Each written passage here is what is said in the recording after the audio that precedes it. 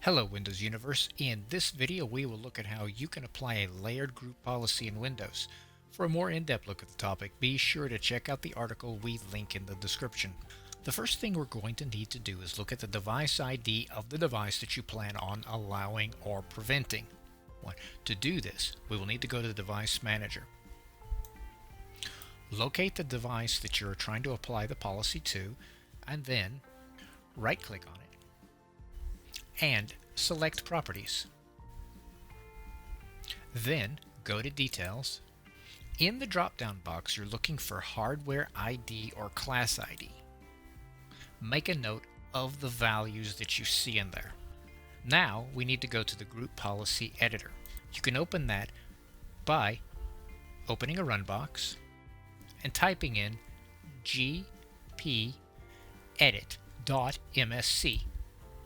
Click OK. In Group Policy Editor, navigate to Computer Configuration, Administrative Templates, then System, and look for Device Installation Restrictions. As part of the layered policy, if you're setting up policy to restrict multiple different items, Microsoft has set this as a policy. Go to Prevent Installation of Devices Not Described by Other Policy Settings. Double click on it. Click Enabled, click Apply, and click OK. This basically means that unless you allow it in a subsequent other policy, it will not be allowed. It means that any future policy you add, you will be more for allowing new devices than forbidding new devices after the fact. For instance, if you enable that policy but we want to allow the installation of a device we got from the ID from earlier, then we would enable this policy.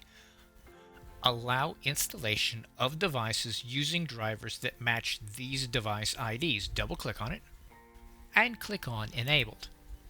Go to Show, and in this dialog box you'll put the value you got earlier from the Device Manager.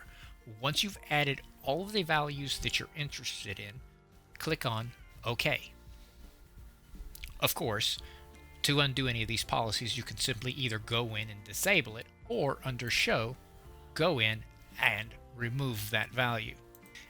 If you want to allow these devices to be installed, but you only want a person with admin rights to do it, then you'll want to pick Allow Administrators to Override Device Installation Restriction Policies. Double click on it and click on Enabled.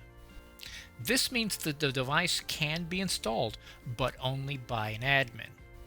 For more helpful articles to help you maximize your Windows experience, go to our website, thewindowsclub.com.